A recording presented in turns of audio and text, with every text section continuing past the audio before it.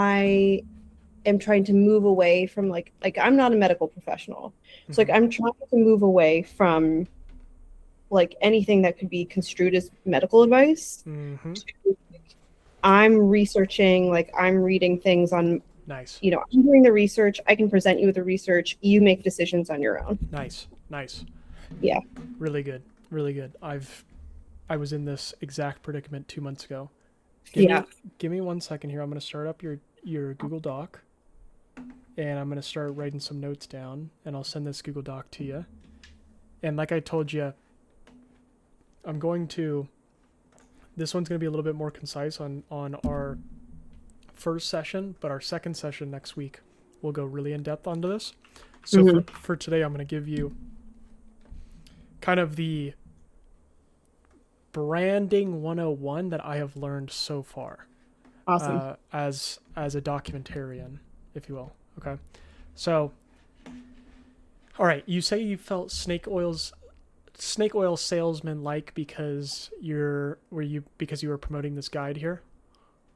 Yeah, and I also got a ton of leads. Like Got it. people were downloading. I had this like hormonal weight loss freebie, Uh huh. and I still get subscribers to my email list from it. Got So it. pretty much all, yeah, it like, and maybe it's like a mindset shift because Uh huh. like this was very successful in terms of conversions. Yeah. And so was your main focus during this time to have like a health page, a health and Yeah, wellness page? Okay. definitely. Yep. So basically, like, you have 12,000 followers from the health and wellness, and now you're trying to transition from health and wellness to starting a activewear brand. Is there any correlation between the two? Because it seems like there might be some wellness maybe angle here with the low plastic Yes. activewear. Yes, Okay. exactly. So I did a lot of customer discovery before pursuing this activewear.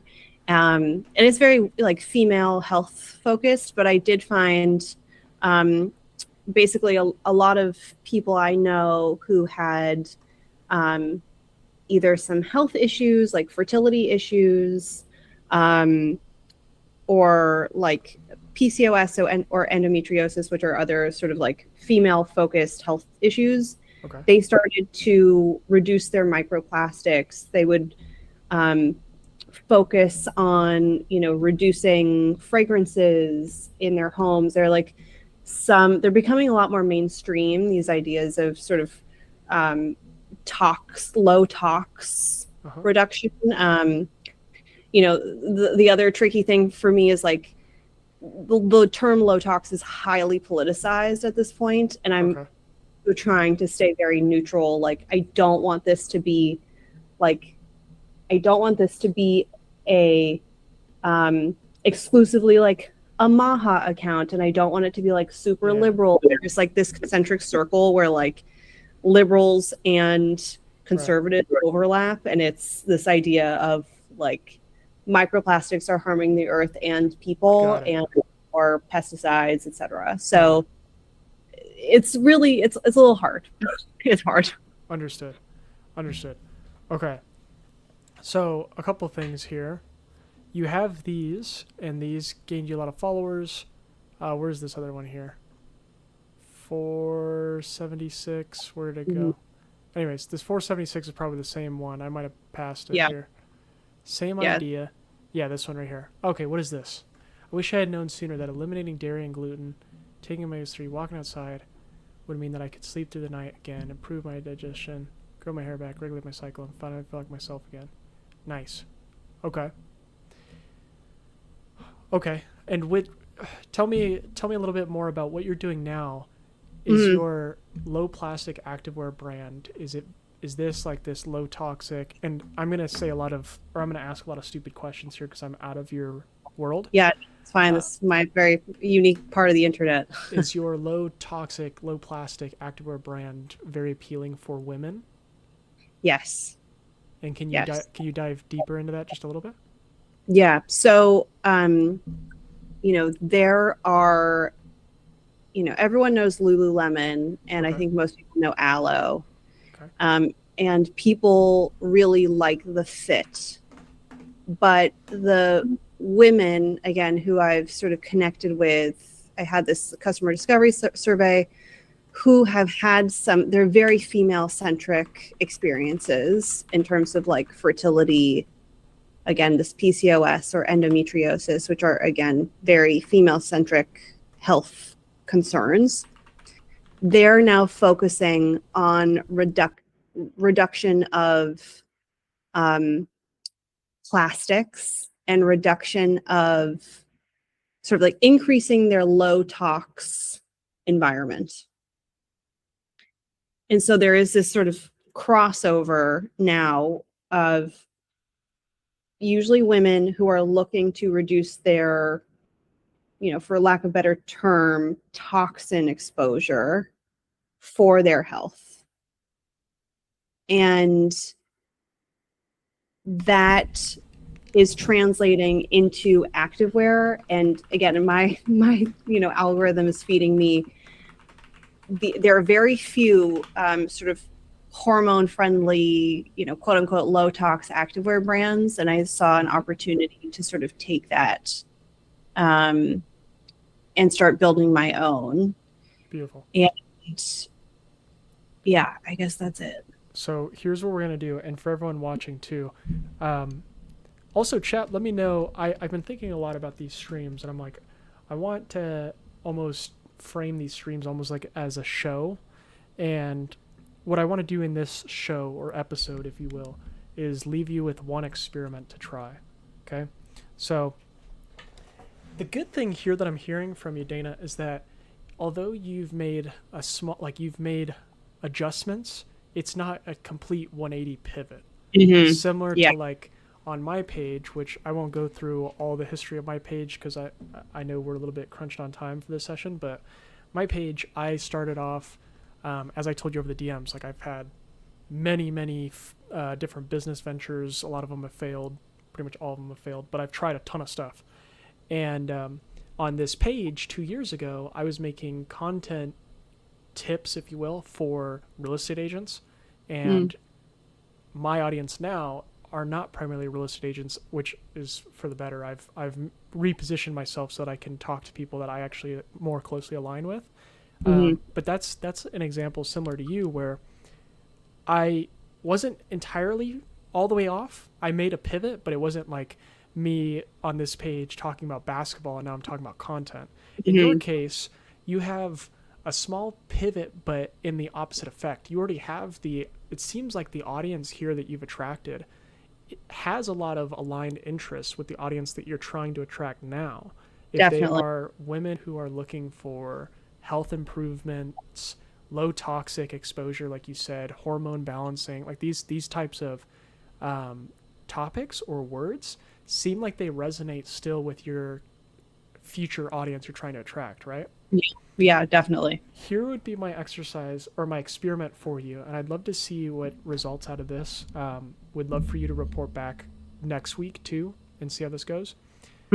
You have a lot of data here, which is fantastic. You have data from, granted it's from 2024, so I would go into this experiment I would go in with no expectations, basically.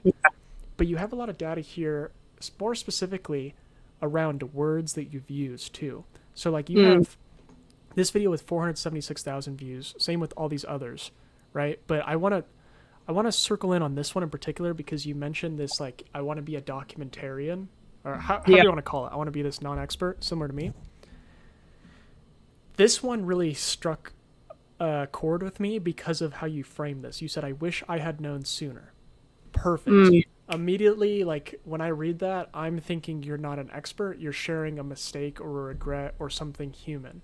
And so that to me is like, okay, I would double down on this first phrase, but more specifically and tactically, I would try experimenting with a single clip B-roll style reel.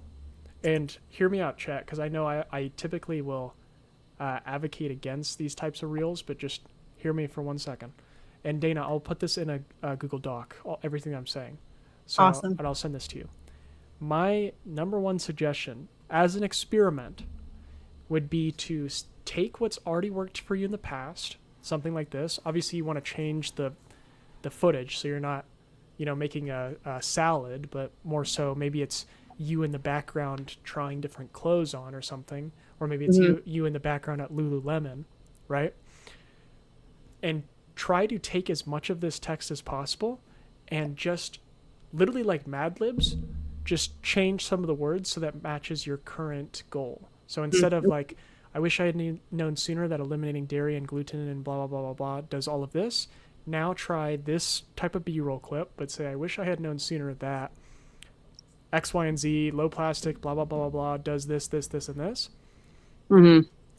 Because what's good about this reel is that there are a lot of keywords. Well, I should probably rephrase. I won't say keywords because people think of that in terms of search.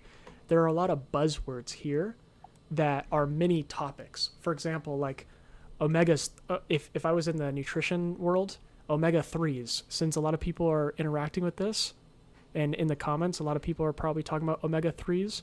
I know that that's another topic for a video. People are talking a lot about dairy in this video, or in the comments. That's another topic for another video. So like you have you're in a really advantageous position based on your prior content because you have a video concept that has a ton of topics in it that has performed well. Mm-hmm. And so again, if you do the same thing, but now more so geared towards clothing instead of nutrition, what the idea with the B-roll one clip reel would be is not to, people aren't going to, you might not get a ton of followers. People might not really buy into you yet, but it's to test your messaging. And so once you have another video like this that does even better than just 100 or 200 views, but now it's framed towards clothing, you now know, okay, people, for example, like this comment section is rich with topics. So these people are saying like, why dairy? How do you tame the cravings? Recipes, omega-3s, right? Like if I were making nutrition content, wheat products, like all of these to me would be, okay, these people want to know more about this. Let me make content about this. So that's why I'm saying my number one suggestion for you would be try another one clip B-roll, have a long text like this, and I would literally try to copy as much of this text as possible and then just change some of the buzzwords to stuff that people are interested in. Like you already mentioned a couple of them. You mentioned low toxic exposure. You mentioned PCOS. You mentioned other nouns, that people resonate with. Mm-hmm. I think that will help you in terms of get a feel for what content to make because and this would be my number one experiment. Try this once. You could try it maybe 3 or 4 times. And if you get a couple videos that are above 200 views, maybe 500 views, 600 views, or maybe it's even 1,000 views, then okay, what can I take from this video and start using those as topics to talk about? That's a great idea. Does that make sense? Yeah. That would be my number one suggestion. And the reason why I make that suggestion is because that's also stuff that I used to do on my page. Because we are a little bit limited on time, I won't go through my whole backstory on my page. But when I was first getting started at the beginning of this year, my only goal was to post every day. And so I started with B-roll content. And then when I saw that some B-roll reels would perform a little bit better, I realized, I can actually just it's the exact same thing. Actually, I could show you guys this real quick, since this won't take too long. It's the exact same strategy I used for this video here. Now, granted, this video, again, like let's make sure we have realistic expectations here. This video has 3,300 views, but this came from a Threads post. So I posted on Threads, and a lot of people interacted with the script that I used, or the Threads post, rather. And it's just text. All it is was just text. A lot of people interacted with it, so I turned it into a script where I was talking, and this video performed above average for me. And so now I doubled down on that again, right? So I was like, okay, people are interested in Erling Haaland. What else can I do about the World Cup? And then boom, 30,000 views. And now I have a video that I just posted that's at 165 about the World Cup. So it starts with just like the text. Use that as signals based on the data you get. as, okay, these are topics people are interested in, and then keep doing that. Does that make sense? Awesome. Yeah, no, it's a great idea. I know I was throwing a lot at you in a very limited amount of time. I will send you this in a Google Doc. So super. Yeah, well, I'll try to test it out soon so that I can give you the results. yeah, try it. Try it. That would be my number one experiment to try. And then next week we'll dive a little bit deeper into some of my learnings from being a documentarian. Amazing. Okay. Anything else you have, Dana? Any other questions? No, that's a great idea. So I'll tackle that, and hopefully when we chat next week, I'll be able to we can take a look and see how it performed. Fantastic. Yeah, do that. And then again, I'll send you after today's live. I'll send you a Google Doc with very tactical action steps. And I would also try. Don't just rely on like one B-roll reel. Maybe try making 3 or 4 or 5, and then post them and see what happens. That way you have more data to test. And then, do you ever post them to trial reels, or do you just always post them to... I post everything on trial reels. So you have the beauty of trial reels now because you have 12,000. So you could literally just spam a whole bunch of B-roll posts on trial reels until one hits. Yeah, it's a good idea. That's 100%. I totally forgot that you had trial reels. Yeah. Because I know they have like these weird limitations now. Since you have trial reels, I would even, if you can, like I might even put as your homework assignment for this experiment to try posting like 7 to 10 one-clip B-rolls just to test messaging. And then one of those 7 to 10 will do better than average. And then you can say, okay, I'm going to make some talking stuff out of that. And would you recommend just using the same B-roll video? No, I would try to change the B-roll clips as much as possible because I know Instagram is flagging a lot of stuff right now for as duplicates. Ah, okay. Okay.